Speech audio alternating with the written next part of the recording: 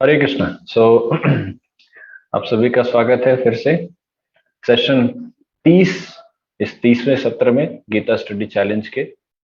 पिछला सत्र हम लोगों का एक स्पेशल सत्र था, विशेष सत्र था, जिसमें हमने कुंती महारानी की शिक्षाओं पर चर्चा किया था, वो भी एक वरिष्ठ भक्त के द्वारा, मिस ग्रेस मुकुंद माधव प्रभु जी के द्वारा।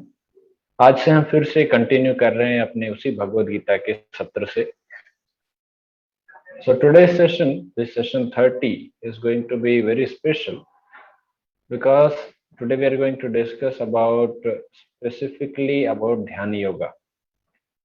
पूरे भगवत गीता को योग शास्त्र कहा जाता है, और इस योग शास्त्र में जब भी योग की बात आती है तो लोग अष्टांग योग के बारे में सबसे पहले उनका जो अगर ध्यान जाता है वो अष्टांग योग पर, अर्थात ध्यान योग पर ही लोगों का ध्यान जाता है, ध्यान योग पर ध्यान जाता है।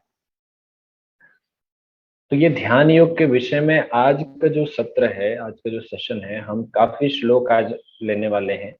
10 से लेके 23वें श्लोक तक हमने पिछले 6वें अध्याय में 9वें श्लोक तक हमने कंप्लीट किया है। आज 10वें से लेकर 23वें श्लोक तक हम चर्चा करेंगे।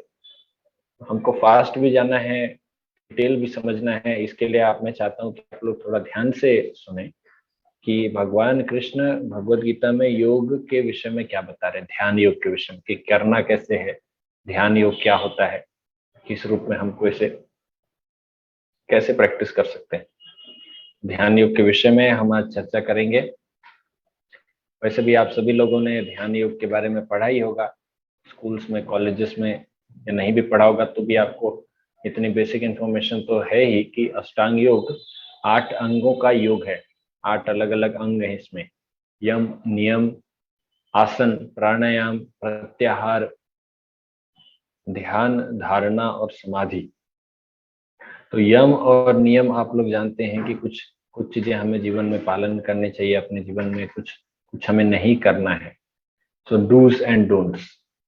जब हम योग का अभ्यास करते हैं तब उस समय पे शरीर को संयमित रखने के लिए, संतुलित रखने के लिए, मन को स्थिर रखने के लिए कुछ कुछ आवश्यकताएं होती है। जैसे एक प्रकार से एक विद्यार्थी को अध्ययन करने के लिए क्या क्या चीजों की आवश्यकता होती है, उसका मन शांत रहे, उसका मन एकाग्रचित रहे, इसके लिए क्या क्या चीजों की आवश्यकता होती है। उसी प्रकार से यहाँ पर भी, कि जैसे योगी को ज्यादा नहीं खाना चाहिए, योगी को ब्रह्मचर्य का पालन करना चाहिए, योगी को स्वच्छ, पवित्र, शुद्ध रहना चाहिए, योगी को झूठ नहीं बोलना चाहिए, सत्य का पालन करना चाहिए, और विभिन्न प्रकार से और भी हैं इसमें।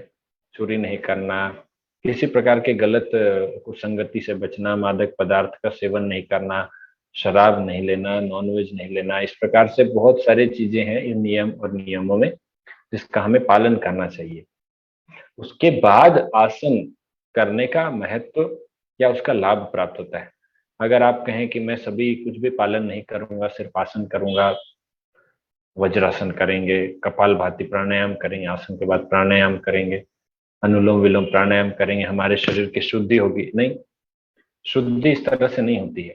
शुद्धि तभी होगी जब आप ऊपर के यम और नियम को भी पालन करेंगे। अन्यथा आप सिर्फ शरीर के लिए कुछ एक्सरसाइज कर रहे हैं, और एक्सरसाइज तो ऐसे बहुत लोग ब्रीदिंग एक्सरसाइज, फिर वो प्राणायाम नहीं कहलाएगा, वो ब्रीदिंग एक्सरसाइज कहलाएगा। तो अगर हमें ध्यान योग को पालन करना है तब हमें उसी प्रकार से जानना होगा, उसी प्रकार से स्वीकार करना होगा जैसा बताया गया है।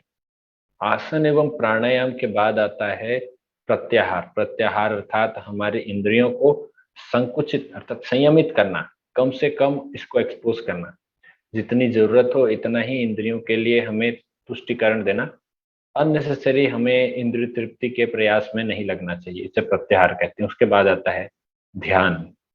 तो ध्यान इस ध्यान योग का एक पार्ट है। ये वो कंप्लीट, हम ध्यान योग में सिर्फ एक ध्यान को नहीं लेते, ध्यान योग में सब कुछ आता है। ध्यान योग की बात करें तो यम नियम भी आता है, आसन प्राणायाम भी आता है, प्रत्याहार भी आता है, ध्यान धारणा समाधि सब आता है। तो ये विशेष जो एक छठा अंग है ध्यान, इसमें क्या होता है, ध्यान में हम एक विशेष वस्तु पर, एक एक पॉइंट पर, एक किसी चीज पर हम अपना मन को, अपने ध्यान को केंद्रित करते हैं। भगवत गीता में तात्पर्य लिखते हुए कहते हैं कि हमें कृष्ण पर ध्यान केंद्रित करना चाहिए, सबसे बेस्ट वे ऑफ कंसंट्रेशन। अब बजाय कि आप दीवार पे किसी एक पॉइंट को, किसी एक बिंदु को आप एकाग्रचित हो, या किसी दिया को लग रख कर उसकी जो लौ है उस पर आप ध्यान केंद्रित करें, इसके बजाय आप भगवान कृष्ण पर ध्यान केंद्रित करें। कम से कम वो जो समय रहेगा ध्यान का, आपका मन एकाग्रचित हो या ना हो, कम से कम वो ध्यान भक्ति के रूप में ध्यान होगा, आप भगवान का चिंतन कर रहे हैं इस रूप में। तो इसलिए श्रील प्रभुपाद जी हमें समझा रहे हैं कि ध्यान योग में भी हम ध्यान करें तो भगवान का। ये हो गया ध्यान। तो ध्यान का अर्थ होता है कि आप कम से कम 12 सेकंड तक, ये मैंने कहीं सुना था लेक्चर्स में, तो मैं आपसे शेयर कर रहा हूं। ध्यान अर्थात 12 सेकंड तक एक विचार पर टिके रहना। तो क्या आपके लिए संभव है 12 सेकंड तक एक विचार पर टिके रहना? मान लीजिए आप किसी भी चीज पर ध्यान करते हैं, आप अपने माता पिता, किसी एक का आप चेहरा याद कीजिए, 12 सेकंड तक आप ध्यान करने का प्रयास कीजिए। क्या संभव है आपके लिए? आप करके देखिए।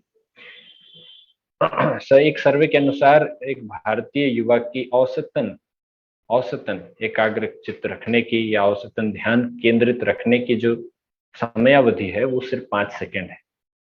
तो ध्यान के लिए 12 सेकंड का आपको स्थिरता लानी जरूरी है। तो अगर आप 12 सेकंड रख लेते हैं, बहुत अच्छा, बहुत बहुत धन्यवाद, बहुत बहुत बधाई हो आपको।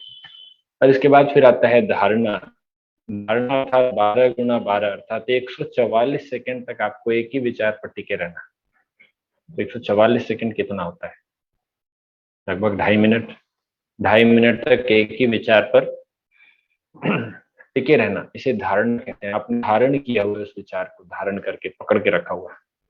और फिर उसके बाद आता है समाधि। समाधि अर्थात तो व्यक्ति फिर वहां पर उस विचार में चले जाने के बाद फिर वो इस भौतिक संसार की सुध बुध उसे नहीं रहती।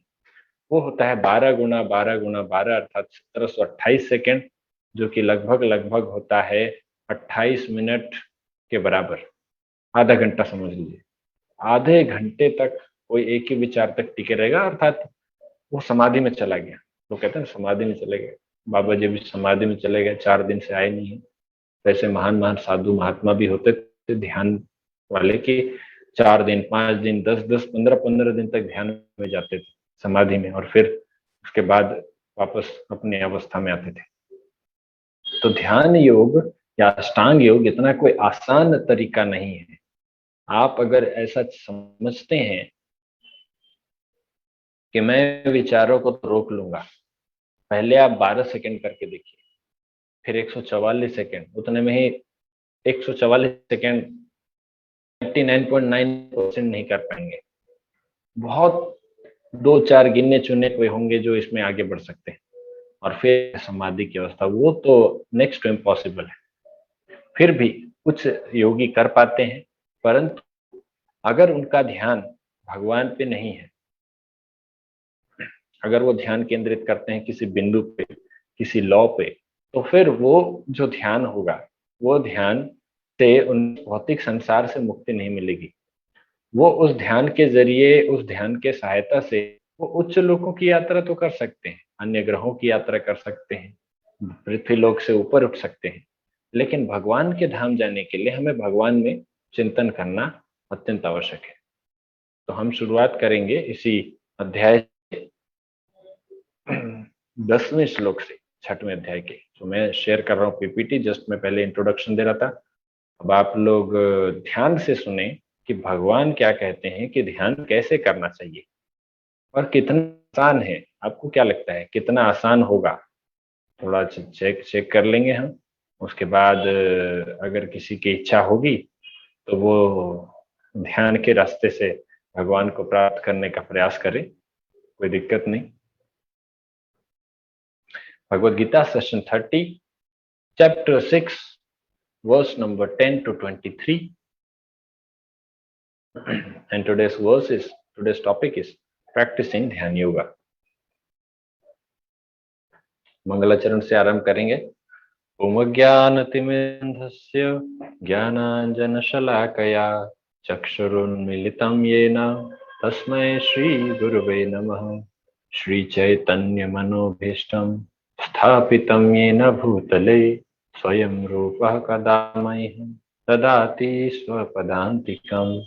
वन्देऽहं श्रीगुरुः श्रीयुतापदकमलं श्रीगुरु वैष्णवांश्च श्रीरूपं साग्रजातं सहगण रघुनाथान्वितं तं सजीवम् अद्वैतं सावधूतं परिजनं सहितं कृष्ण चैतन्य देवं श्रीराधा कृष्ण पादान् सहगण ललिता श्री विशाखान्वितांश्च। नमो विष्णुपादाय कृष्णपृष्ठाय भूतले श्रीमते भक्तिवेदांत स्वामी निति नामिने। नमस्ते सारस्वती देवी गौरवाणी प्रचारिणे निर्विशेष शून्यवादी पाश्चात्य देश तारिणे। हे कृष्ण करुणा सिंधु दीनबंधु जगतपते गोपेश गोपिका कांत राधा कांत नमोस्तुते। तप्त कांचन गौरांगी राधे वृषभानुसुते देवी प्रणमामि हरिप्रिये। वाञ्छाकल्पतरुभ्यश्च कृपा सिन्धुभ्यैव च पतितानां पावनेभ्यो वैष्णवेभ्यो नमो नमः। जय श्री कृष्ण चैतन्य प्रभु नित्यानंद श्री अद्वैत गदाधर श्रीवासादि गौर भक्तवृंद। हरे Krishna Krishna Krishna Hare Hare Hare Ram Ram Ram Hare Hare. Okay, so based on the teachings of His Divine Grace Bhaktivedanta Swami Prabhupada, founder and chair of International Society for Krishna Consciousness, ISKCON. So we are going to begin today's session. पिछले session का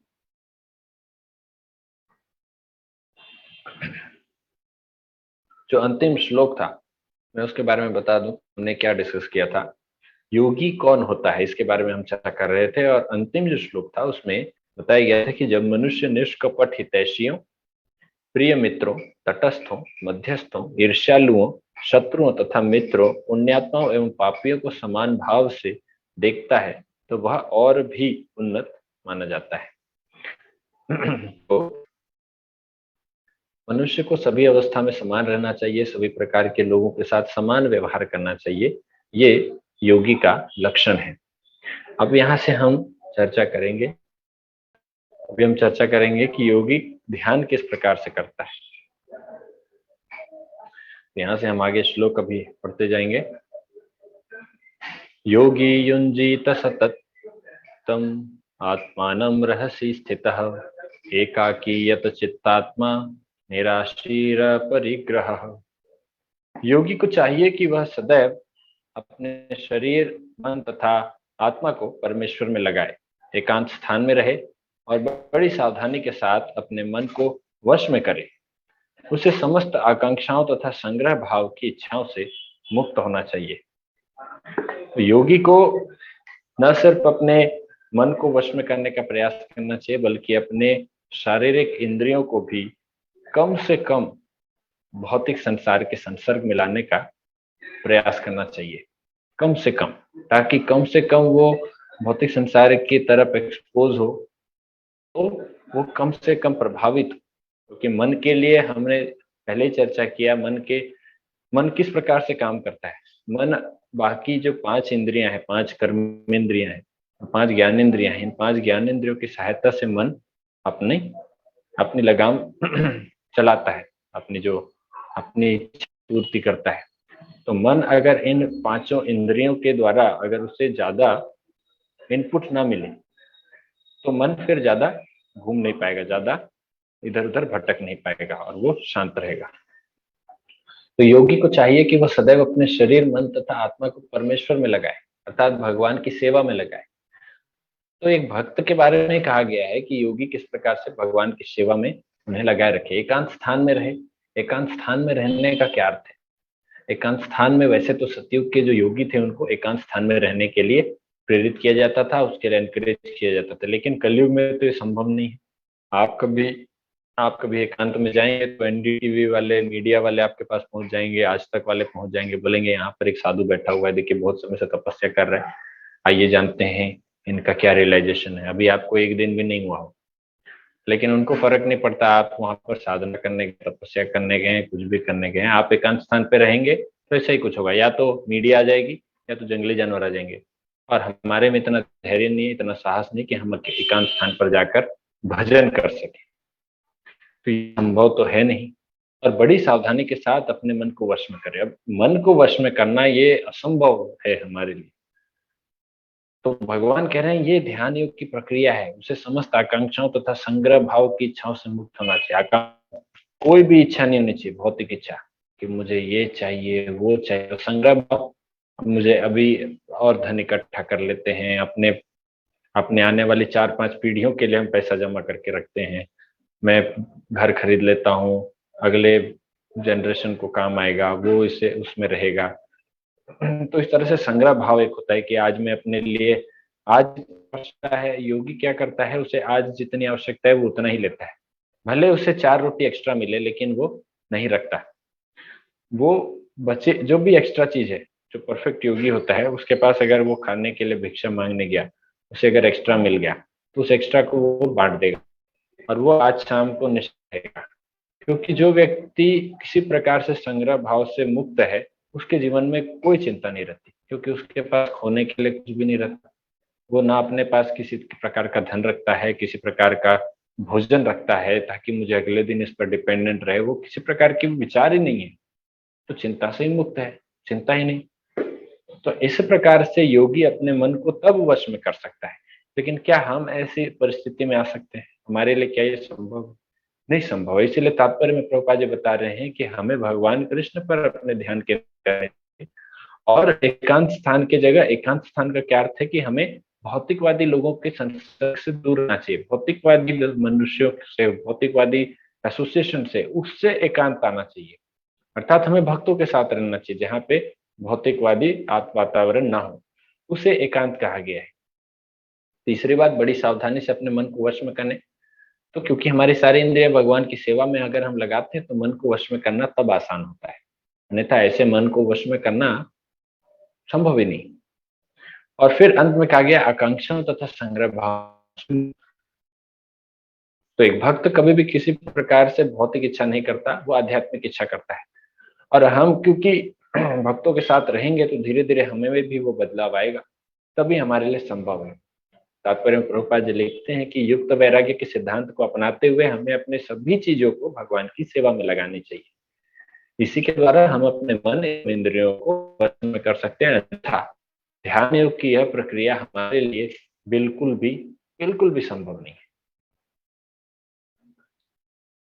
शुचौ देशे प्रतिष्ठाप्य स्थिरम आसनमात्मनः नात्युच्छ्रितम नातिनीचम शैलाजिन कुशोत्तरम तत्र एकाग्रम मनः कृत्वा यत चित्तेन्द्रियक्रियः उपविश्यासने युज्यात् योगम आत्मविशुद्धये। योगाभ्यास के लिए योगी एकांत स्थान में जाकर भूमि पर कुशा बिछा ले। अब हम पूर्ण रूप से ध्यान योग के बारे में चर्चा कर रहे हैं। आपको इस रूप में समझना चाहिए कि पहले सतयुग के समय में, क्योंकि ध्यान की जो प्रक्रिया थी वो सतयुग के लोगों के लिए थी। सतयुग में लोग कैसे रहते थे, आप इमेजिन कीजिए अब उस समय पर क्या होता था। आजकल के लोग बहुत आसानी से सतयुग, त्रेता युग, द्वापर युग, हमारे जो वैदिक संस्कृति के लोगों के ऊपर, समाज के ऊपर कटाक्ष करते हैं, उनको व्यंग करते हैं, उनके ऊपर आरोप लगाते हैं कि वैदिक सभ्यता बहुत ही पिछड़ी सभ्यता थी और वहां पर महिलाओं पर अत्याचार होता था, भेदभाव होते थे, धर्म के नाम पे, जाति के नाम पे भेदभाव होते थे। लेकिन हम अभी देखते हैं कि उस जमाने के लोग वास्तव में कैसे रहते थे।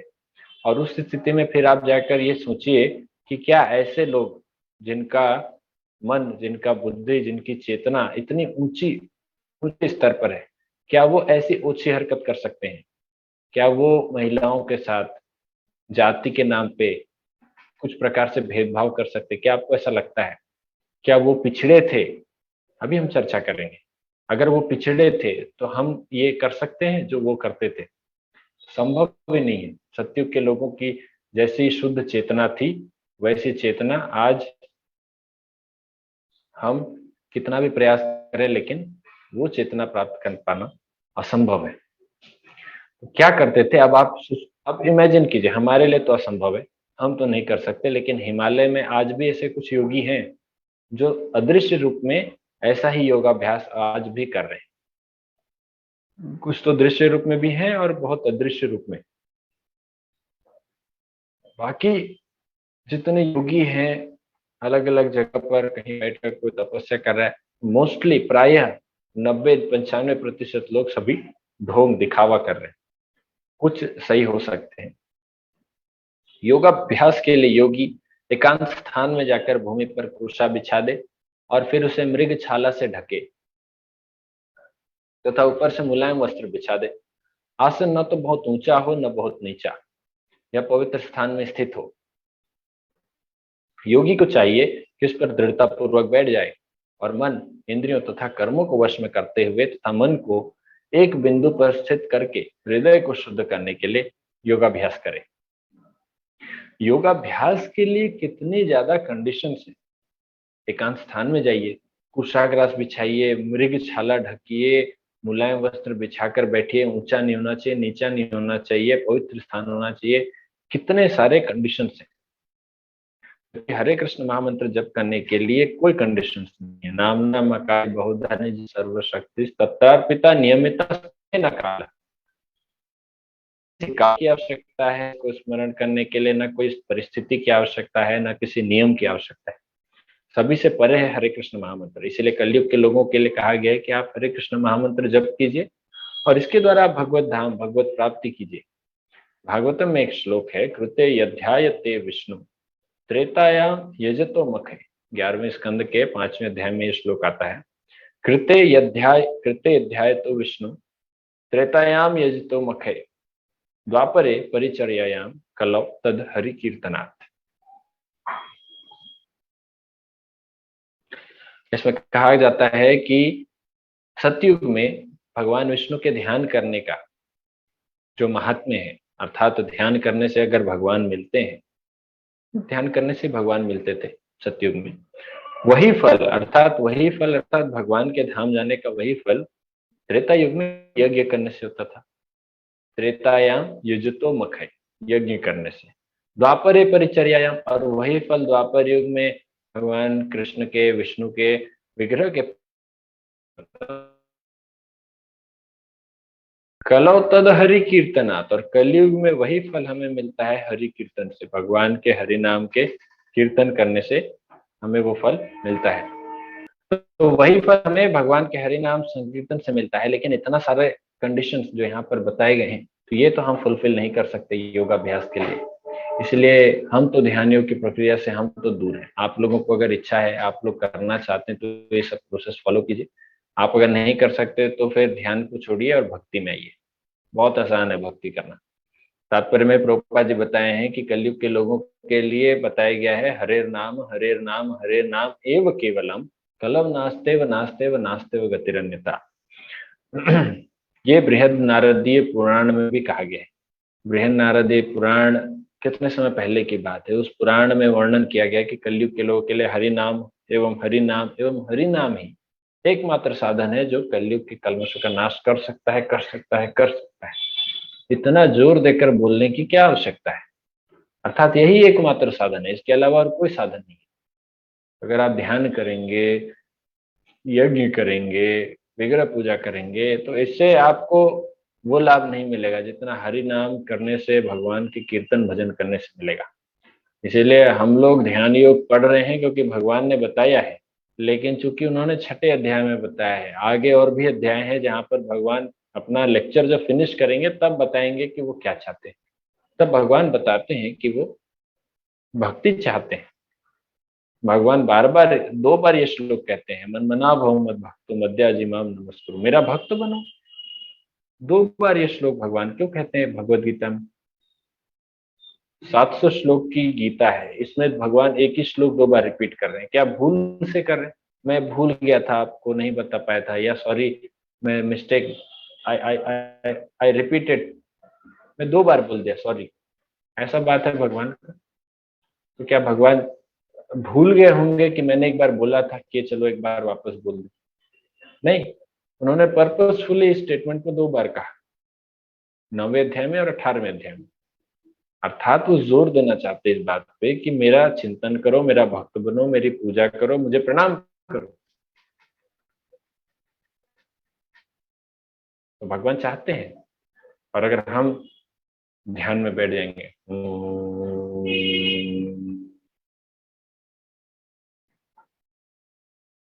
ठीक है कोई बात नहीं, आप मेहनत कीजिए, सफलता नहीं मिलेगी फिर आप चुपचाप वापस आना ही पड़ेगा। वैसे भी भगवान के हरि नाम जप करने के लिए अगर आपका इतना पुण्य नहीं, इतना सुकृति नहीं है, तो आप भगवान का हरि नाम जप नहीं कर सकते। कितने लोग हैं जिनको हम हरे कृष्ण मंत्र जप करने के लिए कहते हैं, लेकिन वो कभी जप नहीं करेंगे। एक बार एक एक सन्यासी इस्कॉन से एक प्रचार करने के लिए गए थे, तो वहां पर एक व्यक्ति मिला। उनसे उन्होंने कहा कि आप हरे कृष्ण महामंत्र जप कीजिए। तो उसने कहा क्या जप करना है? उन्होंने बोला हरे कृष्ण महामंत्र। तो उन्होंने बोला मैं जप नहीं करूंगा।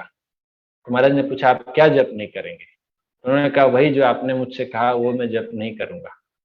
तो महाराज जी ने बोला मैंने आपसे क्या बोला? तो बोला आपने जो बोला ना थोड़ा देर पहले जप करने के लिए, वो मैं जप नहीं करूंगा। महाराज जी बोले वही तो मैं पूछ रहा हूँ कि मैंने क्या बोला था आपको जप करने के लिए, क्या चीज के लिए बोला था? तो उसने बोला कि वही आप जानते हैं, अब मेरा मुंह मत फुलाइए। कितना प्रयास किया महाराज जी ने उससे बुलवाने का, लेकिन उसने बोला ही नहीं कि वो हरे कृष्ण महामंत्र नहीं जप करना चाहता। ये शब्द भी उसने नहीं कहा, हरे कृष्ण मंत्र। तो लोग बड़े दुर्भाग्यशाली हैं जिनके मुख से भगवान का नाम ही नहीं निकलता। नारद मुनि कहते हैं कि वो दिन दुर्दिन नहीं है जिस दिन मेघ में या बादल पूरा ढका रहे घने बादलों से, और उस दिन वर्षा हो रही है, वर्षा हो रही है, सुबह से शाम तक वर्षा हो रही है। ऐसा दिन दुर्दिन नहीं है, ऐसा दिन खराब दिन नहीं कहलाता।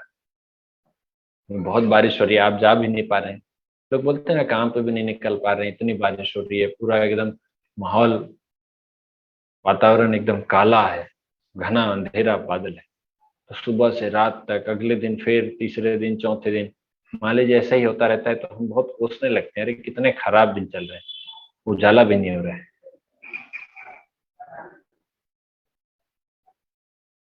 तो उजाला भी नहीं हो रहा है, लेकिन नारद मुनि कहते हैं कि वो दिन खराब दिन नहीं है। खराब दिन कौन सा है? जिस दिन भगवान कृष्ण के नाम का कीर्तन हमारे कान में न पड़े, वो दिन हमारे लिए खराब है ना। जिस दिन भगवान के हरि नाम का, भगवान के कीर्तन का अमृत हमारे कान में नहीं पड़ेगा, उस दिन, वो दिन खराब दिन। तो इसीलिए हम चर्चा कर रहे थे कि ध्यान योग, भक्ति योग, जो भी योग है आप प्रयास कर लीजिए। अगर आप ये कर सकें तो अच्छी बात है, हमारी शुभकामनाएं। नहीं संभव है तो भक्ति योग करने का प्रयास करें। भगवान का हरि नाम जप करना बहुत आसान है। अगर हम नहीं जप कर पा रहे हैं, मुंह से भगवान का नाम नहीं निकल पा रहा है, तो बड़ा दुर्भाग्य है। भगवान से हम भक्तों से प्रार्थना करनी चाहिए ताकि हमारे मुख से भगवान का हरि नाम निकल सके। वैसे ऐसे दुर्भाग्यशाली लोग बहुत कम होते हैं जिनके मुख से भगवान का नाम न निकले। फिर भी भगवान से प्रार्थना करते रहना चाहिए भक्तों से, ताकि ये भक्ति का जो मार्ग है ये जितना सुगम है, जितना आसान है, हमारे लिए और आसान बने। तो मैं अभी सीधा इसका अनुवाद ही पढ़ रहा हूँ। इसके श्लोक अभी पढ़ेंगे तो बहुत सारे श्लोक हैं। योगाभ्यास करने वाले को चाहिए कि वह अपने शरीर, गर्दन तथा सिर को सीधा रखे और नाक के अगले सिरे पर दृष्टि लगाए। अर्थात ये नाक का अगला सिरा है, यहाँ पर आपकी दृष्टि लगनी चाहिए इस तरह से, और यहीं पर से आप ध्यान करना आरंभ करें। इस प्रकार वह अविचलित तथा दमित मन से, भय रहित, विषय जीवन से पूर्णतया मुक्त होकर अपने हृदय में मेरा चिंतन करे और मुझे ही अपना चरम लक्ष्य बनाए। तो एक योगी भी भगवान को अपने हृदय में धारण करने का प्रयास करता है, लेकिन ध्यान के द्वारा। लेकिन भक्त भी भगवान को अपने हृदय में धारण करना चाहते हैं, किसके द्वारा? सेवा के द्वारा। तो आप बताइए, मन को वश में करना ज्यादा आसान है, या इंद्रियों को भगवान की सेवा में लगा के मन को उसी में फिक्स कर देना ज्यादा आसान है? तो भक्ति ज्यादा आसान है। तो ये हम ध्यान योग फिर भी पढ़ रहे हैं, लेकिन इससे हम समझ सकते हैं कि भक्ति कितनी श्रेष्ठ है। और ना सिर्फ मैं ये कंक्लूजन ले रहा हूँ, बल्कि ये तात्पर्य में लिखा हुआ है। और यही चीज आपको छठे अध्याय के सबसे अंतिम श्लोक में, अर्थात 46वें श्लोक में भी भगवान भी यही कहेंगे। क्योंकि भगवान ये सब बता इसलिए रहे हैं ताकि पहले ही आपको आगाह कर रहे हैं कि भाई देख लो, ये रास्ता है, और नहीं तो मैं तुम्हें अच्छा वाला रास्ता बता रहा हूँ। योगी नाम अपनी सर्वेशाम मद्गते अंतरात्मना। जितने भी योगी हैं, इन सभी योगियों से सबसे श्रेष्ठ वह है जो सदैव मुझे अपने हृदय में धारण करे। श्रद्धावान भजते यो माम समय युक्त तमोमता। और जो मुझे श्रद्धा पूर्वक मेरा भजन करता है, मेरा कीर्तन करता है, मेरी भक्ति करता है, वह सबसे प्रिय है, ऐसा मेरा मत है। मेरा मतलब भगवान का ये श्लोक है ना। समय युक्त तमोमता। भगवान के मुंह से अब इसका आपको ओपिनियन चाहिए, कौन हाई कोर्ट और किस वकील की आपको जरूरत है। भगवान का मत यही है, तो हमें उनके अनुसार चलना चाहिए। तो कहने की बात यह है कि अभी हम युग के जो ध्यान का प्रोसेस हमें बताया जा रहा है, परंतु साथ ही साथ भगवान ये भी बताएंगे कि ये ध्यान कठिन है। इस प्रकार शरीर, मन तथा का अभ्यास करते संयमित मन वाले योगी को इस भौतिक अस्तित्व की समाप्ति पर भगवत धाम की प्राप्ति होती है। भगवान भी कहते हैं कि मैं सभी जीवों का प्रतीक्षा कर रहा हूँ, कब आओगे भगवत धाम, कब आओगे तो मैं आपसे मिलूंगा। तो जो योगी है वो शरीर, मन तथा कर्म को संयमित रखते हुए, अभ्यास करते हुए मृत्यु के समय, शरीर को छोड़ने के समय, वो इस भौतिक अस्तित्व को समाप्त करके, इसे समाप्त करके अर्थात इसे छोड़कर वो भगवत धाम प्राप्त करता है। तो तात्पर्य में एक बहुत स्पेशल चीज, विशेष चीज प्रभुपाद जी लिखते हैं कि योग का यह अर्थ नहीं होता, या योग इसलिए नहीं होता कि हम अपना शरीर ठीक करें। मुझे घुटने में दर्द है, गठिया रोग हो गया है, जोड़ों का दर्द हो रहा है, तो मैं क्या क्या आसन करूं, कौन सा योग करूं। हाँ, तो आप अभी योग करना चाहिए। योग से मुझे घुटना दर्द ठीक होगा। योग से मेरे मानसिक, मुझे बहुत ही ज्यादा मेरा मन पीड़ा दे रहा है, तो मुझे योग से मन की शांति चाहिए। मुझे योग से हृदय रोग हो गया है, हृदय रोग को भी दूर करना है योग के द्वारा। योग के द्वारा मैं अपने पेट में जो रोग है उसको दूर करूं, शारीरिक रोगों को ठीक करूं। हाँ, तो योग आपके शरीर के, मन के इन विकारों को दूर करने के लिए योग नहीं बना है। ये तो योग के बाई प्रोडक्ट्स है ना।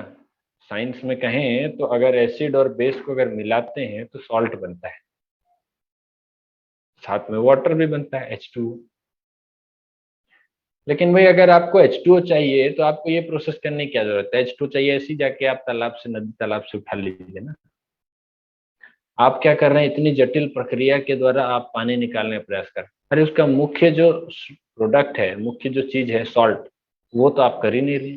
एसिड और बेस को मिलाते हैं ताकि वो सॉल्ट निकल सके। हम पानी के पीछे पड़े हैं, पागल हैं हम। योग का मुख्य उद्देश्य है भगवान की प्राप्ति, भगवत धाम की प्राप्ति। ये भगवान स्वयं कह रहे हैं श्लोक में। और हम किस चीज की प्राप्ति चाहते हैं, स्वस्थ शरीर की प्राप्ति। तो ऐसे मूर्ख लोग जो योग को सिर्फ शरीर के स्वस्थता के लिए, मन की स्वस्थता के लिए करते हैं, वो एक नंबर के मूर्ख हैं। ऐसा तो आप एक्सरसाइज करके इधर उधर के तरीके से भी आप अपने शरीर को स्वस्थ कर सकते हैं। लेकिन इतनी अच्छी गाड़ी लेकर, मान लीजिए आपको BMW कार मिली, और आप BMW कार ले जाकर अपने खेत में जोत रहे हैं उसको, खेत में फसल जोतने के लिए आपने BMW लगा दिया, क्या होगा BMW का, वो कार गई सत्यानाश, उसका भी बर्बाद। तो हमें, अगर हम योग प्रक्रिया कर रहे हैं, योग के द्वारा जिससे हम भगवान तक जुड़ सकते हैं, इतनी अच्छी प्रक्रिया कर रहे हैं, इसके लिए शरीर की शुद्ध, शरीर की स्वस्थता के लिए, वह शरीर जिसको एक दिन हमें छोड़ना है।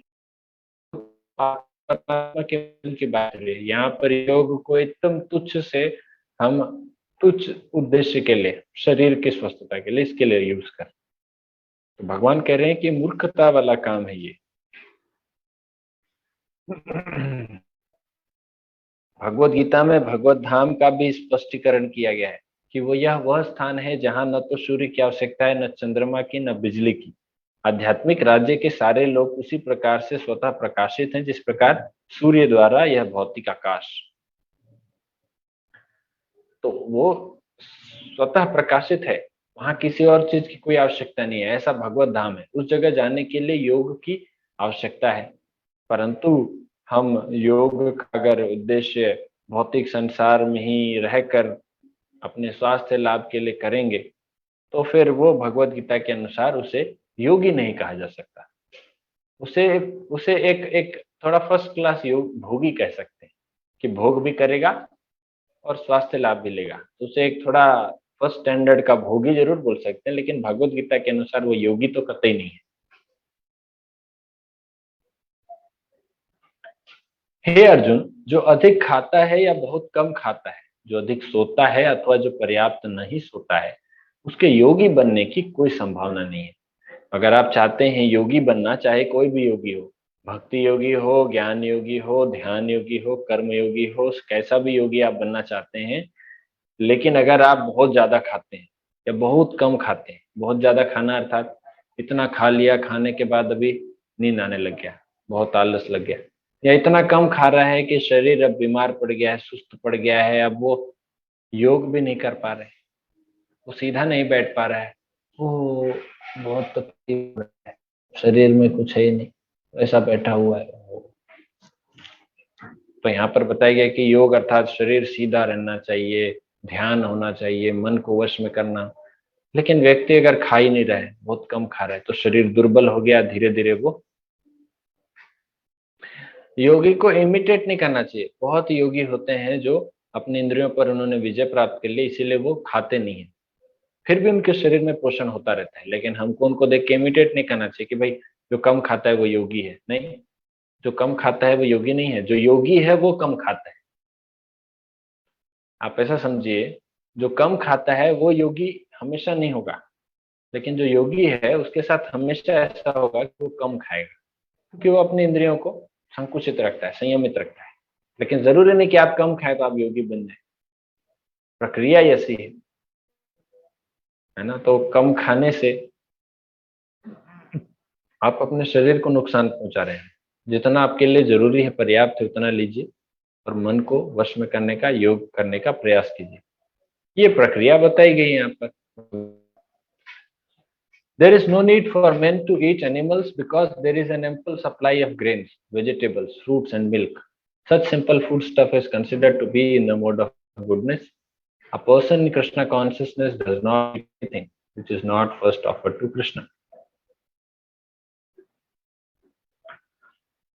तो यहाँ पर प्रभुपाद जी बता रहे हैं कि जो अधिक खाता है या कम खाता है, अधिक सोता है, कम सोता है, योगी के विषय में जब चर्चा कर रहे हैं तो प्रभुपाद जी कहते हैं कि मनुष्य को जानवरों को खाने की, किसी प्रकार के मांस भक्षण करने की कोई आवश्यकता नहीं, क्योंकि इस प्रकृति में पर्याप्त रूप से फल फल अनेक प्रकार के अन्न यहाँ पर मौजूद है। शाक सब्जी, दूध सभी मात्रा में, पूर्ण मात्रा में अवेलेबल है। तो हमें इन्हें लेना चाहिए, वो भी भगवान को भोग लगाकर।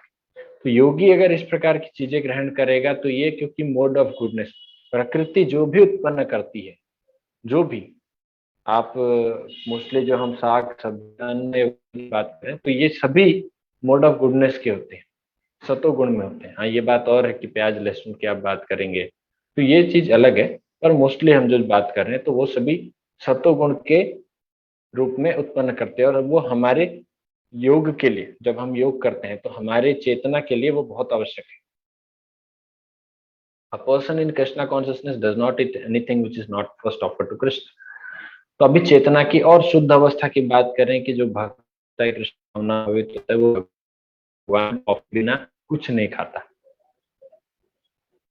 बहुत महत्वपूर्ण श्लोक है ये, एक अभी हम जो चर्चा करने जा रहे हैं, इसको आप याद कर सकते हैं। जीवन में कैसे आप सुखी रहें इस भौतिक संसार में, इसके बारे में बताया गया। चाहे आप भक्ति करें ना करें, बात की बात है, पर योग के अनुसार अपने जीवन को संयमित करते हुए दुखों से, ये है, ये श्लोक है युक्ताहार विहारस्य युक्त चेष्टस्य कर्मसु युक्त स्वप्नावबोधस्य योगो भवति दुःखः।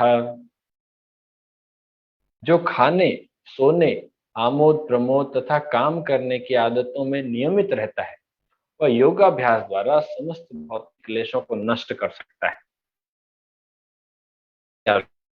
खाने के टाइम में ऐसा नहीं कि आज 8 बजे खाया, कल 10 बजे खाया, परसों 2 बजे खाया।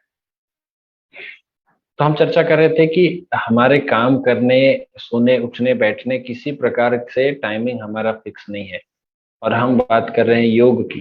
तो कैसे योग संभव है, किस प्रकार से योग संभव है? और सबसे बड़ा बाधा हमारे जीवन में योग के लिए वह है मोबाइल। हमारे पास एक डिस्ट्रैक्शन का सबसे बड़ा हथियार है। जैसे ही उसमें कुछ टुंग टोंग या कुछ रिंगटोन बजेगा, तुरंत हमारा ध्यान वहां जाता है। चाहे हम किसी भी अवस्था में कैसे भी कुछ कर रहे हो, भगवान की आरती पूजा कर रहे हो या फिर ध्यान करके जप कर रहे हो, ध्यान से बैठे हैं, सब छोड़कर हमारा दिमाग चला जाता है किसका फोन आया होगा, किसने सुबह सुबह मुझे मैसेज किया, क्या आया होगा। हमारा पूरा ध्यान उसमें चला जाता है और हम सोच रहे हैं कि हम योग करेंगे। कैसे संभव है? परंतु फिर भी यहाँ पर अभी जो चीज बताया गया है कि युक्त आहार विहार, उस तरीके से हम अपने जीवन के कलमशों को या फिर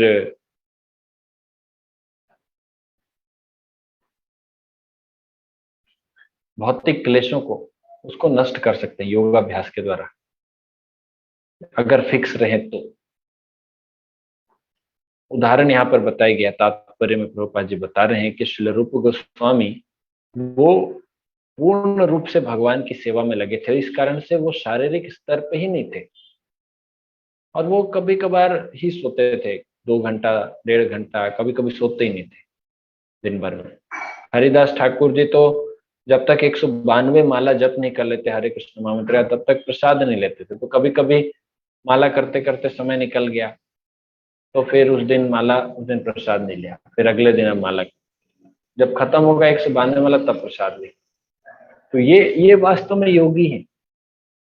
ये ऐसा नहीं कि ये कम खा रहे हैं, पर चूंकि ये योगी हैं, इनके शरीर का कोई इन्हें भान नहीं है, इसलिए खाने, सोने इसकी कोई इन्हें आवश्यकता ही नहीं है। पूर्ण रूप से भगवान की सेवा में लगे हैं। पर अगर हम इनका इमिटेट करें कि मैं भी नहीं, मैं 2 घंटे बस सोऊंगा, मैं जब तक 192 माला नहीं हो तब तक मैं खाऊंगा नहीं, तो हम एक दिन भी नहीं टिक सकते, एक दिन भी नहीं कर सकते, क्योंकि हम योगी हैं नहीं। और जानबूझकर इमिटेट करना कोई लाभ नहीं।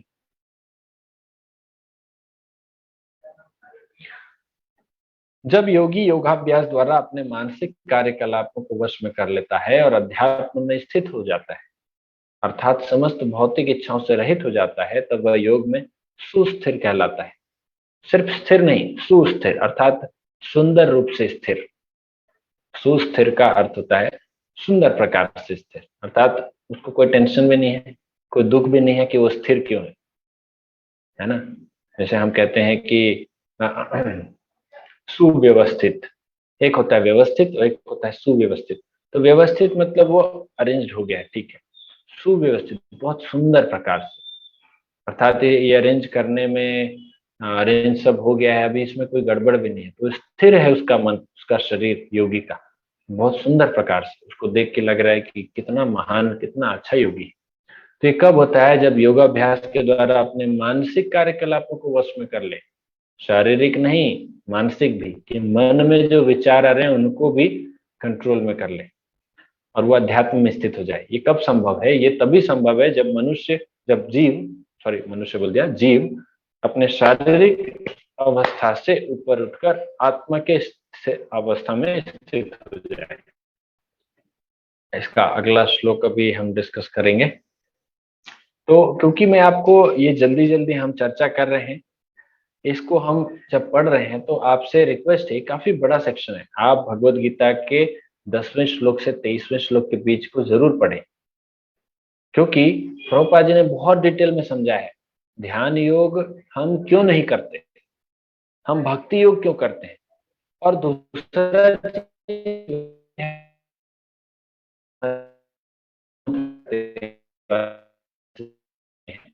हम कहते हैं हरे कृष्ण महामंत्र मुख से बोलते हैं और उसको कान से सुनते हैं ध्यान पूर्वक, इसे भी ध्यान कहते हैं।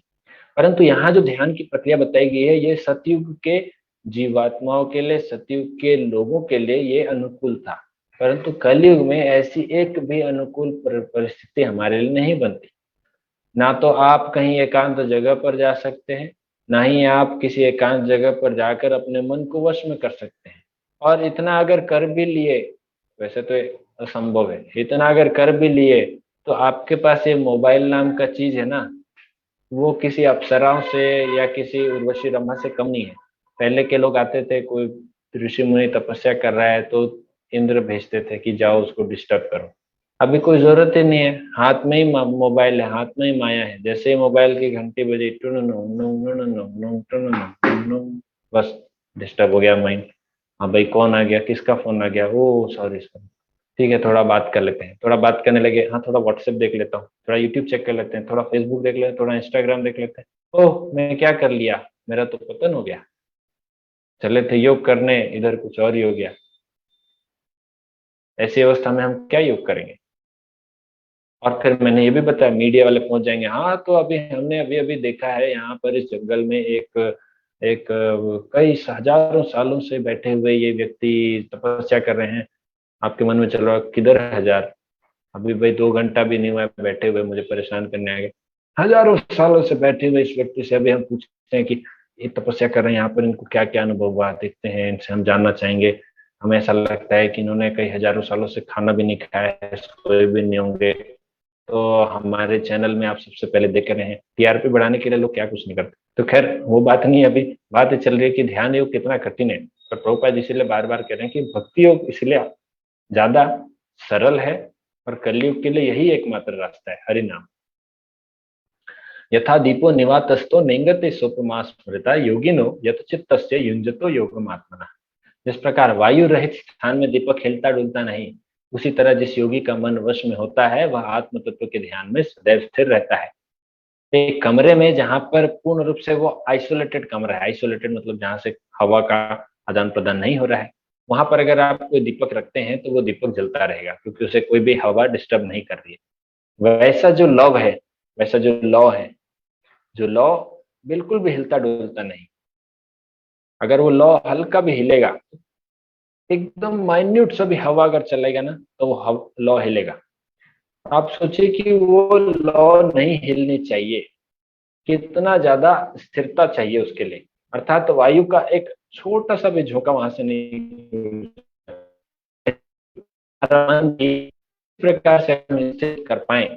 कब होगा? अगर मन में एक भी विचार विचार को वायु के झोंके से हम कंपेयर कर रहे हैं, एक भी विचार उसमें ना आए, शून्य हो जाए विचार, अर्थात भौतिक विचार से शून्य हो जाए। आध्यात्मिक विचार तो रहेंगे, भौतिक विचार शून्य होते ही आप पूरी तरह से शून्य नहीं हो जाते, नहीं तो फिर शून्यवाद की फिलोसॉफी वो सही हो जाती ना, बुद्धिस्ट। बहुत भक्ति योग के अनुसार हम ये जानते हैं कि इस फिलोसॉफी के अनुसार कि हमारे विचार कभी भी शून्य नहीं हो सकते। भौतिक विचार शून्य हो सकते हैं पर आध्यात्मिक विचार रहेंगे। भौतिक विचार से जब आप शून्य हो जाएंगे, वैसी स्थिति योगी की, तब वो आत्म तत्व के ध्यान में सदैव स्थिर रहता है। आत्म तत्व की मैं शरीर नहीं, मैं आत्मा हूं, ये रियलाइज करना कितना कठिन है। परंतु भगवान की भक्ति अगर करते रहेंगे तो बहुत आसान हो जाता है, भगवान एवं भक्तों की कृपा से। खैर अम्बरीश महाराज जी के जीवन में यह कथा आती है कि दुर्वासा मुनि जी आए थे और वो किसी कारण से नाराज हो गए। अब अम्बरीश महाराज ठहरे एक राजा, दुर्वासा मुनि ठहरे एक साधु। साधु ने या राजा पे क्रोध होकर उन पर उनको श्राप दे दिया और उनके पीछे एक कृत्या को भेज दिया। अम्बरीश महाराज, एक कृत्या मतलब एक राक्षसी। अब वो राक्षसी जैसे ही अम्बरीश महाराज के पास पहुंचे, अम्बरीश महाराज ठहरे एक भक्त, सुदर्शन चक्र वहां प्रकट हो गए और उन्होंने उस कृत्या को तुरंत समाप्त कर दिया। अब भाई यहाँ पर राजा की कोई गलती नहीं थी, और उस दुर्वासा मुनि खामखा नाराज नाराज हो गए उनसे और उन्हें श्राप दे दिया। तो सुदर्शन को सहन नहीं हुआ कि भक्त पे कैसे ये आरोप। अब सुदर्शन को ज्यादा क्रोध था, वो दुर्वासा मुनि के पीछे पीछे भागे। दुर्वासा मुनि काट के विष्णु ब्रह्मा शिव सभी के पास गए, कहीं पर कोई लाभ नहीं मिला। वापस आए, अमरीश महाराज जी बोले मुझे बचा लीजिए। अमरीश महाराज जी उनको ने कहा, अमरीश महाराज ने बोला नहीं नहीं, मैं आपके प्रति कोई विचार नहीं रखता, कोई बुरा विचार नहीं रखता। सुदर्शन को बोले शांत हो जाओ। सुदर्शन शांत हो गया। ऐसे भक्त थे अमरीश महाराज, जिनके पीछे एक बार सुदर्शन पड़ गया तो विष्णु जी भी नहीं बचाने आ रहे, उनके पास भी शक्ति नहीं कि वो सुदर्शन को रोक सके, क्योंकि भक्त अपराध हुआ है। वैष्णव के प्रति अपराध कोई करेगा तो भगवान भी कुछ नहीं कर सकते।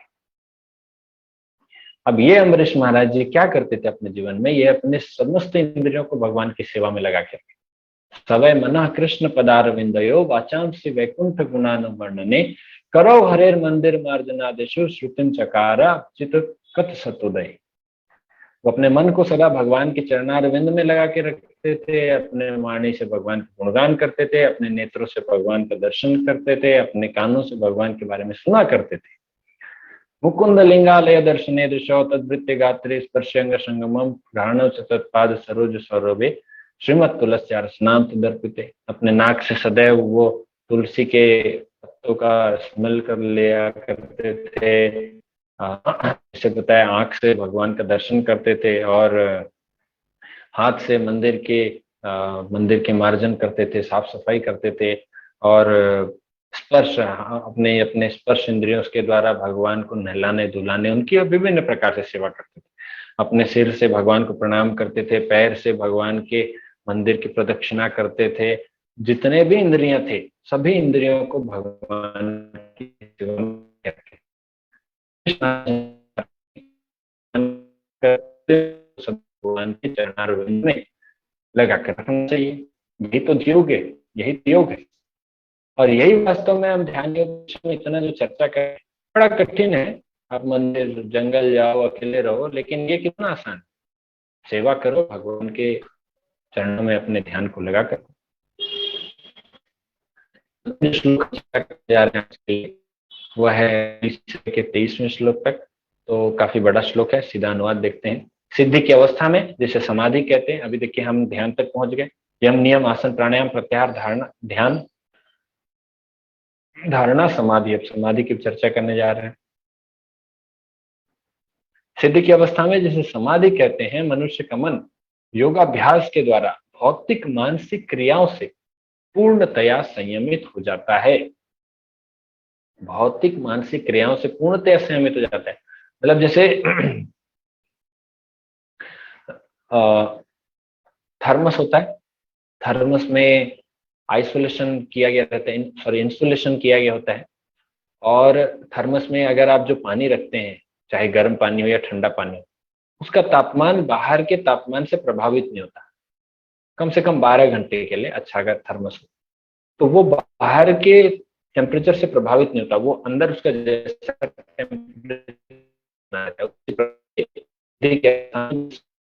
मनुष्य मन पूर्ण रूप से इंसुलेटेड हो जाएगा।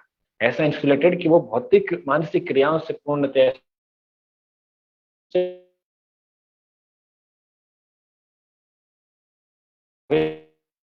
है कि मनुष्य शुद्ध मन से अपने को देख सकता है और अपने आप में आनंद उठा सकता है। अब इंसुलेटेड हो गया, उस भौतिक संसार के किसी भी संसर्गों से, दुष्परिणामों से, यहाँ के प्रभावों से, दुष्प्रभावों से वो प्रभावित नहीं है।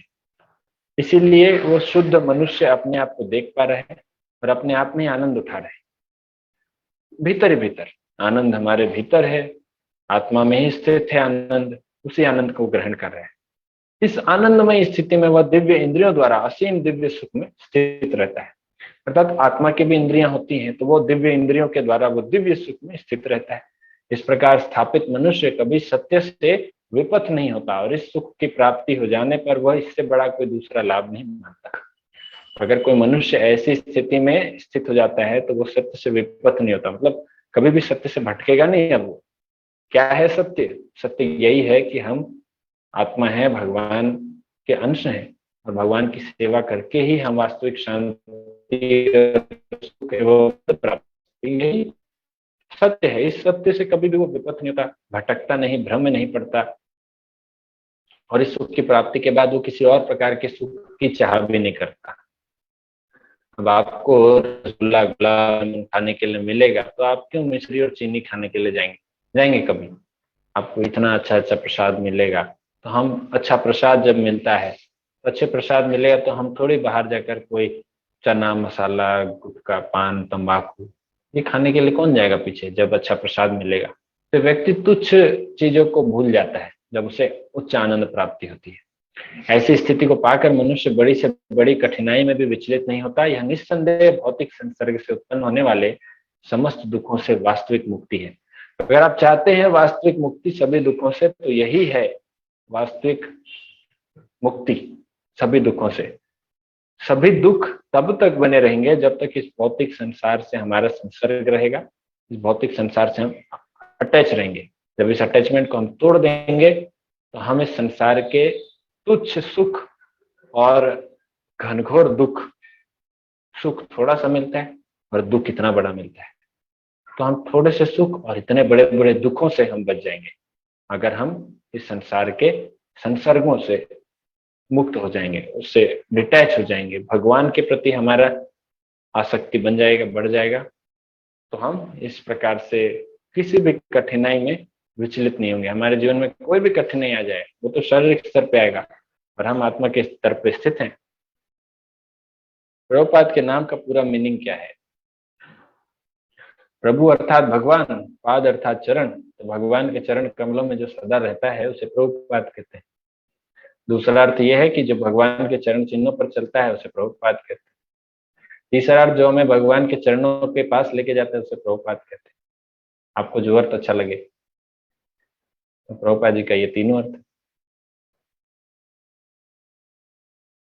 एसी का अर्थ, तो प्रभुपाद जी का आप हिंदी में आप भगवत गीता देखेंगे तो यहाँ पर नीचे लिखा हुआ है श्री श्रीमद एसी भक्तिवेदांत स्वामी प्रभुपाद, ठीक है। तो इसलिए यहाँ पर आता है कि एसी क्या है। तो आप थोड़ा सा शायद किताब को अच्छे से आपने पढ़ा नहीं होगा, आप थोड़ा ध्यान से पढ़ेंगे तो आपको यहाँ पर मिलेगा।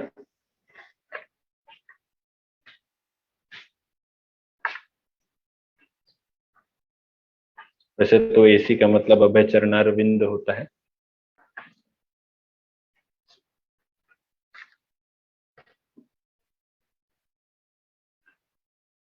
अच्छा, इस हिंदी वाले में कहीं पर भी पूरा नाम नहीं दिया है।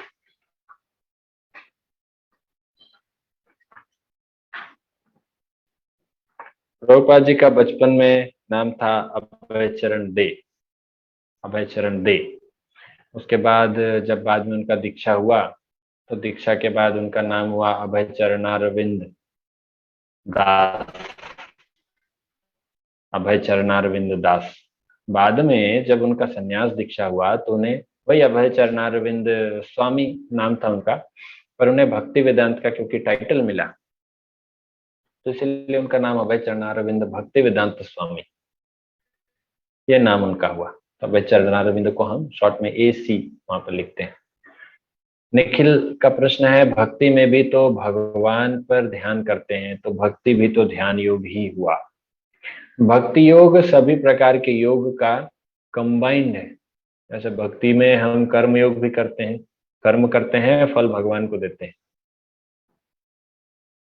या फिर कर्म ही भगवान के लिए करते हैं, और इसमें ध्यान भी करते हैं, हरि नाम का जप करना। तो हम वास्तव में सभी प्रोसेस को एक साथ यहाँ पर इंगेज कर रहे हैं भक्ति योग में। ध्यान योग कर लिया, हम पढ़ाई भी करते हैं, शास्त्रों का अध्ययन भी करते हैं, ये ज्ञान योग में भी आ गया। लेकिन भक्ति योग का अर्थ होता है हमारे सभी इंद्रियों को भगवान की सेवा में लगाना, मन को भगवान की सेवा में लगाना, इस प्रकार से मन को भगवान के ध्यान में केंद्रित करना, इस प्रक्रिया को भक्ति कहते हैं। जबकि ध्यान योग विशेष रूप से कहता है कि आप एक विशेष आसन में बैठिए, एक विशेष पोस्चर में बैठिए, अपने मन को संयमित कीजिए और मन को वश में करने का प्रयास कीजिए। मन को कैसे वश में करना है? ध्यान के द्वारा। हम यहाँ पर मन को वश में कैसे करते हैं? भक्ति योग में मन को हम वश में करते हैं मन को भगवान की सेवा में लगाकर। मन को भगवान की सेवा में लगाकर हमने वश में किया, और वहां पर मन को एक जगह पर स्थिर करके, मन को अपने नाक के ऊपरी हिस्से पर अपने दृष्टि को सिर्फ वहीं जमा कर मन को एकाग्र चित्त करने का प्रयास करना, इस तरह से हम मन को वश में कर रहे हैं। तो ये दोनों अलग अलग प्रोसेस हुआ। हालांकि है वहां पर भी ध्यान, थोड़ा सा हम ध्यान पार्ट ले रहे हैं कि हम जब जब कर रहे हैं, हरे कृष्ण मंत्र यहाँ मुख से बोलते हैं, जीभ से बोलते हैं और कान से सुनते हैं, हरे कृष्ण कृष्ण कृष्ण हरे हरे, हरे राम राम राम हरे हरे, हरे कृष्ण कृष्ण कृष्ण हरे राम राम राम हरे हरे। तो ये ध्यान हुआ, लेकिन हम भगवान के नाम पर ध्यान कर रहे हैं, भगवान के नाम को हम सुन रहे हैं, ये भक्ति है। भगवान के नाम, भक्ति अर्थात भक्ति के 9 विधाएं हैं। एक है श्रवणम कीर्तनम, तो हम कीर्तन भी कर रहे हैं, भगवान के नाम का जप कर रहे हैं और उससे सुन भी रहे हैं। तो सुन रहे हैं, तो इसीलिए वो सुनना भी है और सुनना भी है और बोलना भी है, तो ये भक्ति हुआ दोनों, श्रवणम कीर्तनम विष्णु स्मरणम। तो ये सभी भगवान का हम ध्यान कर रहे हैं, बोल रहे हैं, कीर्तन कर रहे हैं, सुन रहे हैं, ये सभी भक्ति है। हाँ, ध्यान क्या है, क्योंकि मन को तो हर जगह पर वश में करना ही है, ध्यान आवश्यक है सभी योग में, सभी योग में ध्यान आवश्यक है। तो ध्यान, जैसे मैंने कहा, एक पार्ट है अष्टांग योग में, और पूरे को हम ध्यान योग कहते हैं, उसका एक पार्ट है ध्यान। तो वो पार्ट जो ध्यान का है वो भक्ति योग में भी चाहिए, कर्म योग में भी चाहिए, ज्ञान योग में भी चाहिए। आप शास्त्र पढ़ने बिना ध्यान के तो क्या पढ़ पाएंगे? क्या सतयुग में किसी ने ध्यान करके भगवत धाम प्राप्त किया? हाँ, किया। जितने लोग उस समय पर भगवत धाम प्राप्त करे सभी ध्यान करके ही किए। आप नर नारायण ऋषि के बारे में, जो बद्रीनाथ में जिनका अभी भी भगवान नर नारायण के रूप में आते हैं, तो नर नारायण यही सिखाते हैं कि आप ऑस्टेरिटी कैसे करें, तपस्या कैसे करें, तो वो तपस्या करने के ऊपर सिखाते हैं। जैसे भगवान कृष्ण ने लीला के द्वारा लोगों को आकर्षित किया, भगवान श्री रामचंद्र जी ने मर्यादा की स्थापना की, जैसे हिरण्यकशिपु को मारकर नरसिंह देव जी ने भक्त वत्सलता दिखाई, उसी प्रकार से नर नारायण ऋषि जो हैं, जो भगवान के ही अवतार हैं, भगवान के अंश हैं, भगवान वहां पर तपस्या के महात्म्य को स्थापित कर रहे हैं बद्रीनाथ में, जिनका अभी भी आश्रम है, वहीं जाते हैं बद्रीनाथ में उन्हीं का दर्शन करने के लिए। तो तपस्या के द्वारा भगवत धाम प्राप्त करने की विधि, तो ध्रुव महाराज ने तपस्या किया, भगवान पे ध्यान दिया, ध्यान किया। आपने सुना होगा ध्रुव महाराज के, ध्रुव महाराज ने ध्यान योग किया, ऐसे ही बैठे थे। आपने जैसे ये जो इवेंट से बताया गया, ऐसे बैठना, ऐसे करना, उसी प्रकार से ध्रुव महाराज ने किया, ध्रुव ने किया। वैसे ही आप देखिए, और जिन्होंने ध्यान के द्वारा किया, जो प्रचेतास थे, जिनको नारद मुनि ने प्रचार किया, वैसे प्रचेता कौन है अभी आप पूछेंगे तो भागवतम में इनका वर्णन आता है। दक्ष प्रजापति के पुत्र थे ये, नारद भगवान भक्ति करने के लिए सिखाया। तो पहले आप ध्यान योग कीजिए, ध्यान करते करते करते करते जब भगवान की प्राप्ति होगी, भगवान फिर उनको भक्ति बताएंगे। पर पहले भगवान की प्राप्ति फिर भक्ति। जैसे ध्रुव महाराज ने भी तपस्या करते करते करते करते भगवान को प्राप्त कर लिया। अब भगवान ने जैसे उनको दर्शन किया, सारे चित्र पहले भगवान का ध्यान कर रहे थे, भगवान को प्राप्त करने के लिए भगवान का ध्यान कर रहे थे कि भगवान आएंगे ब्रह्म रूप को या परमात्मा रूप की उपासना कर रहे थे। उसके बाद फिर जब भगवान प्रकट हुए तो भगवान के दर्शन से ही उनके अंदर भक्ति का जागरण हो गया।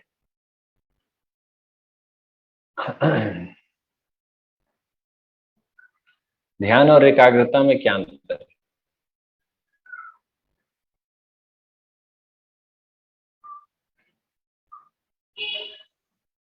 ध्यान प्रोसेस है और एकाग्रता एक क्वालिटी है, एक गुण है। एकाग्रता, मुझ में जैसे कहते हैं कि फला व्यक्ति में एकाग्रता बहुत, उसका मन बड़ा एकाग्र है, और वो उसकी एकाग्रता की शक्ति बहुत ज्यादा है, उनकी एकाग्रता बहुत अच्छी एकाग्रता थी। तो एकाग्रता एक गुण है और ध्यान एक प्रोसेस है, कि ध्यान करने से हमारी एकाग्रता बढ़ती है। बस इतना ही अंतर है, इसमें कुछ खास अंतर नहीं है। तो एकाग्रता भी आवश्यकता है, एकाग्रता की भी आवश्यकता है हमें भगवान की भक्ति में, जप करने में, ध्यान करने में। ध्यान करने के लिए एकाग्रता की आवश्यकता होती है, एकाग्रता के लिए ध्यान की नहीं। जब आप एकाग्रता चाहिए तो ध्यान करते करते करते करते एकाग्रता आ जाती है। और बेसिक ध्यान करने के लिए भी एकाग्रता चाहिए, कंसंट्रेशन थोड़ा बहुत चाहिए। तो एकाग्रता एक गुण है, ध्यान एक प्रोसेस है। क्या साइंस और रिलीजन में कॉन्फ्लिक्ट है? नहीं, साइंस और रिलीजन में कोई कॉन्फ्लिक्ट नहीं है, बजाय कि अगर हम साइंस को साइंस के हिसाब से सही रूप से समझें और रिलीजन को रिलीजन के हिसाब से। क्योंकि जो रिलीजन है वो एक स्पिरिचुअल साइंस का पार्ट है। रिलीजन मतलब रिलीजन इन द सेंस कि अगर हम उसको ये भौतिक संसार के रिलीजन के हिसाब से न देखें, रिलीजन जो कि वास्तव में हमारा धर्म है, आत्मा का धर्म है, तो सोल्स रिलीजन, आत्मा का जो धर्म है, उसको अगर हम समझें तब हम सही रूप से धर्म और विज्ञान में सामंजस्य बिठा सकते हैं। क्योंकि विज्ञान क्या है और धर्म क्या है, इसको अगर समझना है तो विज्ञान के दो हिस्से हैं। एक तो है कि भौतिक संसार के बारे में विज्ञान, अर्थात यहाँ का मैटर का ज्ञान, मटेरियल पदार्थ जगत का ज्ञान, और उसके ऊपर एक्सपेरिमेंट जो विज्ञान कहलाएगा। लेकिन उसी विज्ञान की दूसरा एक पार्ट है जिसे कहते हैं कि स्पिरिचुअल साइंस, क्योंकि जो कि आध्यात्मिक विज्ञान, आध्यात्मिक ज्ञान एवं विज्ञान के बारे में चर्चा करें। आध्यात्मिक ज्ञान एक होता है जो कि भगवद गीता बता रहा है, आध्यात्मिक ज्ञान है, और उसके बाद फिर जब उसको हम अपने जीवन में उतारेंगे तो उसे आध्यात्मिक विज्ञान कहेंगे। तो साइंस और रिलीजन में ऐसे कोई कॉन्फ्लिक्ट नहीं है, लेकिन लोग क्योंकि साइंस को साइंस रूप में नहीं लेते और रिलीजन को रिलीजन रूप में, दोनों शब्दों को अलग अलग व्याख्या और गलत व्याख्या कर देने के कारण दोनों में कॉन्फ्लिक्ट आ जाता है। ठीक है, क्योंकि भगवद गीता में 7वें अध्याय 8वें अध्याय में भगवान ये कहते हैं कि एक मिनट, मैं उस श्लोक भी आपको पढ़ के सुना देता हूँ।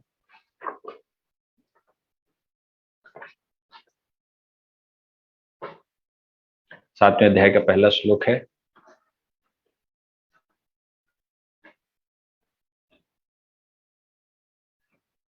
ओके, पहला नहीं, दूसरा श्लोक है। ज्ञानम ते हम सविज्ञानम इदम वक्ष्याम श्रेष्ठतः यज्ञात्वा नेह भूय अन्य ज्ञातव्यम अवशिष्यते। भगवान कहते हैं अब मैं तुमसे पूर्ण रूप से व्यवहारिक तथा दिव्य ज्ञान कहूंगा। इसे जान लेने के बाद तुम्हें जानने के लिए और कुछ भी शेष नहीं रहेगा।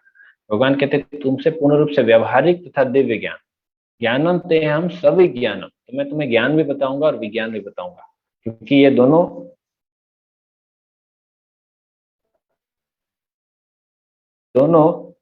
को जानने के बाद फिर और कुछ शेष नहीं बचेगा। तो हमको यही समझना है कि ज्ञान और विज्ञान वास्तव में है क्या चीज। तो अभी आपका अगर प्रश्न है इवोल्यूशन और बिग बैंग को कैसे समझे गीता के थ्रू, तो बिग बैंग तो सबसे पहले एग्जिस्ट होता नहीं, एग्जिस्ट करता नहीं। ये थ्योरी वैज्ञानिक थ्योरी है नहीं। Big bang theory, big bang theory एक जस्ट एक तरह का थ्योरी है जो कि ऑब्जर्वेशन के बेसिस पे डेवलप किया गया। जबकि शास्त्र बताते हैं, अगर आप बिग बैंग थ्योरी क्यों मानते हैं लोग, क्योंकि आज भी हमारे गैलेक्सीज हैं धीरे धीरे और बड़े हो रहे हैं, धीरे धीरे एक्सपांड कर रहे हैं। तो वैज्ञानिकों का यह मानना है कि एक समय पे अगर ये एक्सपांड कर रहा है तो एक समय पे एक संकुचित स्टेज पे रहा होगा, इसलिए अभी धीरे धीरे इतना एक्सपांड हो गया, अभी भी एक्सपांड हो रहा है। तो जैसे वो एक्सपांड हो रहा है ना, तो उसको हम एक समय पे बहुत हजारों लाखों साल पहले जाएंगे तो एक छोटी अवस्था में था, इसीलिए उसको बिग बैंग कहते हैं। छोटे से बड़ा हो रहा है बिग बैंग, तो इसको बिग बैंग कहते हैं। लेकिन वास्तव में हमारे भगवद गीता शास्त्र बताते हैं कि ये तो भगवान महाविष्णु के रोम छिद्रों से वो बुलबुला प्रकट हुआ। वो बुलबुला भगवान ने सांस छोड़ा तो महाविष्णु सांस छोड़ रहे हैं और सांस ले रहे हैं। जब सांस छोड़ते हैं तो वो बुलबुला निकलता है, बड़ा होते होते होते जाता है, और जब भगवान सांस लेते हैं वापस खींचते तो धीरे धीरे वो बुलबुला छोटा होकर वापस हो जाता है। तो एक एक बुलबुला ब्रह्मांड है, expanding universe and contracting universe. ये थ्योरी भगवान महाविष्णु के रोम छिद्रों से प्रकट हो रही है, ये शास्त्र बता रहे हैं। तो यहाँ पर भगवत गीता क्या बताएगी बिग बैंग के बारे में? जब एक थ्योरी ही गलत है तो उसके बारे में साइंस, विज्ञान या फिर धर्म क्या बताएगा? तो साइंस भी आपको साइंस के रूप में लेना पड़ेगा। इवोल्यूशन, इवोल्यूशन तो है, इवोल्यूशन तो हम भी मानते हैं कि कैसे धीरे धीरे विकास हो रहा है। लेकिन विकास जिस तरह से साइंस कहता है कि एक बकरा था, उसको जो जमीन में घास खाता था, धीरे धीरे घास खत्म हो गए तो ऊपर पेड़ के ऊपर के घास खाने लगे, धीरे धीरे वो घास भी खत्म हो गए तो वो उछलने लगा, उछल उछल के उसका गला लंबा होता गया। लंबा होते होते होते होते एक समय आया कि जब वो जिराफ बन गया, तो एक बकरा ऐसे जिराफ बन सकता है। तो ये विज्ञान है। आपको ये विज्ञान लगता है? अगर ये विज्ञान है तो फिर तो आ, फिर मैं बोलूंगा कि इसमें कॉन्फ्लिक्ट होगा भाई। साइंस में और विज्ञान में तो कॉन्फ्लिक्ट है फिर, क्योंकि वो विज्ञान है नहीं, वो जस्ट एक थ्योरी है। कई देशों में उसको डिस्कार्ड कर दिया गया, फिर भी हमारे देश में, क्योंकि बहुत समय बहुत पीछे चलता है ना हमारे देश, तभी वो तभी भी पढ़ा रहे हैं डार्विन थ्योरी। क्या हमारे पूर्वज बंदर थे? डार्विन बोलता है थे, तो ठीक है, पढ़ा रहे हैं। कुछ चीजें चल रही है आज भी, वही ढकोसली चल रही है, लेकिन अभी समय आएगा उसे समझने का। भगवत गीता पूर्ण रूप से व्यवहारिक ज्ञान है। भगवत गीता को आप वैज्ञानिक दृष्टि से, अगर वैज्ञानिक क्या होता है, विज्ञान क्या होता है, जो आपको जीवन में आपके जीवन में जो प्रूफ हो वही दूसरे के जीवन में भी प्रूफ होना चाहिए। विज्ञान यही होता है। अगर एसिड और बेस को आप भारत में मिलाएंगे तो भी सॉल्ट और वाटर बनेगा, अगर अमेरिका में मिलाएंगे तो भी वही बनेगा, आप करेंगे तो वही होगा, आपके टीचर करेंगे तो भी वही होगा, और आने वाली 10 पीढ़ी के बाद भी अगर वो करेंगे तो भी वही होगा। इसको बोलते हैं विज्ञान। ठीक है। एग्जाम्पल भी मैं विज्ञान से ही ले रहा हूँ। वैसे ही भगवत गीता को अगर कोई अपने जीवन में उतारेगा तो उसको भी वही फल मिलेगा जो कि अमेरिका में अगर कोई भगवत गीता पढ़ने के बाद उसको अपने जीवन में उतारे। और आज से 10 पीढ़ी के बाद भी अगर कोई भगवत गीता के इस श्लोकों को अपने जीवन में उतारे, भक्तियों के सिद्धांत को, तो भी उसको वही फल मिलेगा। इसे कहते हैं विज्ञान। ये नहीं कि अरे आज थॉमसन मॉडल था, 2 साल बाद रदरफोर्ड, फिर नील बोर, फिर कुछ और, हर थोड़े दिन में एटॉमिक थ्योरी चेंज हो रही है, तो ये काहे का विज्ञान है? ये एक थ्योरी है। अभी बिग बैंग थ्योरी को 75% साइंटिस्ट नहीं मानते कि बिग बैंग थ्योरी सही है। कुछ लोग मानते हैं और वो लोग इस पे अड़े हुए हैं। अब तो कितने सारे थ्योरीज आ गए, स्ट्रिंग थ्योरी, एम थ्योरी, पता नहीं क्या क्या थ्योरी है। हालांकि बिग बैंग थ्योरी बहुत क्लोज है जो शास्त्र बताता है उसके, लेकिन ओरिजिन को एक कुछ और ले लिया गया, ओरिजिन ने बिग बैंग बोल दिया गया। एक्सपांड हो रहा है, ये सही बात है, लेकिन एक्सपांड होने का यही मतलब नहीं होता कि एक दिन वो बहुत छोटा था, एक बुलबुला था, अपने आप ही वो फट गया। अपने आप नहीं फटा, वो भगवान के रोम छिद्र से निकला है और धीरे धीरे वो एक्सपांड हो रहा है, जब तक कि भगवान अभी सांस छोड़ रहे हैं। जब भगवान वापस सांस लेंगे तो वापस वो धीरे धीरे कॉन्ट्रैक्ट होकर घुस जाएगा। तो भगवान महाविष्णु कितने बड़े हैं इसका अंदाजा आप खुद ही लगा सकते हैं, ये हमारे शास्त्र बताते हैं।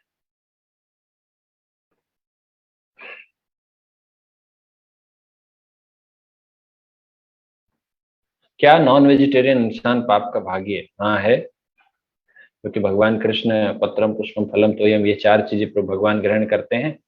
और हमें भगवान को कोई भी चीज अगर अगर हम भगवान को ऑफर करके नहीं खाते, भगवान को अगर हम भोग नहीं लगाते, तो वो हम पाप खाते हैं। तीसरे अध्याय के 13वें श्लोक पढ़िए भगवद गीता में, यज्ञ सृष्टा सेना संतो मुच्यंते सर्व किल विषय मुंचते ते त्यक्त्वघम पापा ये पुछन्ते आत्म कारणात्। जो भी हम ग्रहण करते हैं, जो भी स्वीकार करते हैं, अगर हमने भगवान को वो अर्पित नहीं किया और हमने स्वीकार किया, तो हम पाप खा रहे हैं। क्योंकि संसार में सभी चीज भगवान का है, और अगर हम भगवान को बिना कुछ ऑफर किए खुद ही ग्रहण करें तो हम चोरी कर रहे हैं। तो नॉन वेजिटेरियन तो भगवान वैसे भी नहीं खाते। तो पहला चीज तो हम ऑफर नहीं कर रहे हैं इसलिए वो पाप है, और दूसरा चीज हम जीव हत्या कर रहे हैं इसलिए वो पाप है, इसलिए वो पाप के भागी हैं। सतयुग में लोग भक्ति योग क्यों फॉलो नहीं करते थे? मतलब जब ये सिंपल है तो मेडिटेशन ही क्यों रिकमेंडेड है? देखिए, हर युग के लिए एक पर्टिकुलर प्रोसेस दिया गया है, चाहे वो कितना सिंपल प्रोसेस रहा हो, लेकिन उस समय पे लोगों को ध्यान योग के द्वारा ही भगवान की प्राप्ति हो सकती थी, इसलिए वो ध्यान करते थे। प्रोसेस ही उस समय का वही है, ध्यान करने का। कोई भी भक्ति करने के पीछे नहीं जाता था। भक्ति करने वाले करते भी थे, परंतु ध्यान योग की प्राथमिकता थी। शास्त्र के अनुसार भी यही बताया गया था कि ध्यान करने के द्वारा ही आप भगवान की प्राप्ति कर सकते हैं। भक्ति करने से भगवान की प्राप्ति होती थी, इसमें कोई डाउट नहीं है। जैसे प्रहलाद महाराज ने भी भगवान की भक्ति की, लेकिन शास्त्रों के अनुसार प्राथमिकता ध्यान योग को दी जाती थी, क्योंकि वो युग धर्म था। युग धर्म को ज्यादा आप एनकरेज करेंगे ना, शास्त्र के अनुसार युग धर्म को एनकरेज किया जाता था। अब जैसे कलयुग आया, तो कलयुग में जितने बड़े बड़े आचार्य आ रहे हैं, भगवान स्वयं आ रहे हैं चैतन्य महाप्रभु के रूप में, या जितने शास्त्र हैं, वो सभी इस युग धर्म को प्रोपाउंड कर रहे हैं, इस युग धर्म को प्रमोट कर रहे हैं कि हाँ, हरि नाम करना है, हरि नाम करना है, हरि कीर्तन करना है। अगर कोई व्यक्ति आज भी सही रूप में ध्यान करे, भगवान को परमात्मा पिक्चर के रूप में योगी, सही रूप से योगी हो, तो आज वो भी प्राप्त कर सकता है भगवान को, कोई डाउट नहीं है। लेकिन कितनी प्रोबेबिलिटी है? कलयुग में जो पिछड़े हुए लोग हैं, हम जैसे लोग, हमारे लिए सबसे सरल रास्ता दिया गया है, लो भाई तुम यही कर लो कम से कम। ध्यान, यज्ञ, विग्रह पूजा हमारे बस की बात नहीं। तो इसलिए सतयुग में तो लोग भक्ति कर सकते हैं, लेकिन युग धर्म था ध्यान करना, इसीलिए लोग उसको पालन करते थे। भक्ति भी करते थे, परंतु युग धर्म है इसीलिए सभी ध्यान करते थे। युग धर्म को छोड़ना भी गलत हो गया, उसको भी नहीं छोड़ना चाहिए। चाहे भक्ति सभी को पता है, भक्ति भी करें, लेकिन फिर भी युग धर्म है तो ध्यान सभी करते थे। तो बहुत बहुत धन्यवाद आप सभी का सत्र में जुड़ने के लिए। ध्यान योग के हरे कृष्ण।